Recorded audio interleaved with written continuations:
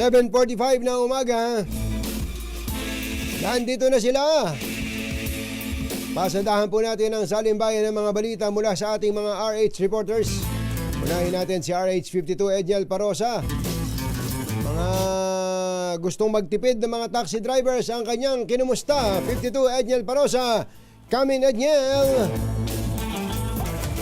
Tunying, 4 na sunod na linggo nang nagtataas ang presyo ng gasolina, kasabay ng dapat sana'y mataas na demand sa public transport ngayong holidays. Kaya ang mga taxi driver natin, dati hataw to sa pag-ikot pag i-pick up ng mga pasahero pag magpapasko, nagtsatsaga na lamang umanong pumila para makatipid sa gasolina. Kausap natin itong mga nakaparada rito sa isang mall sa EDSA Mandaluyong. Binalikan natin yung mga nakausap natin noong nakarang linggo. Palaki na raw ang 500 piso nakita. Kaiba sa nagdaang mga selebrasyon ng Pasko. Gayon din, dahil nagmahal din naman ng krudo, yung mga katabi nilang UV Express riders or drivers, yaay naman hanggang Rizal, hindi rin daw ramdam ang Christmas season kahit marami sanang pasahero ay nagpupunta sa mall kung saan sila nakaterminal. Pakinggan natin sila.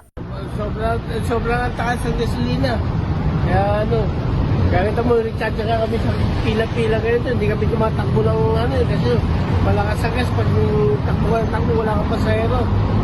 Depende nga yung pag tumataas ang gasolina, diesel, babawasan yung kita namin.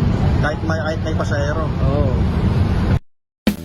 Parehas, Anthony, o 30 centimos ang increase sa diesel at gasolina ngayong araw na ito ng Martes.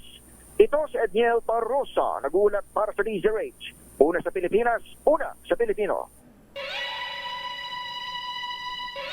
Maraming salamat sa iyo, Edniel Parosa.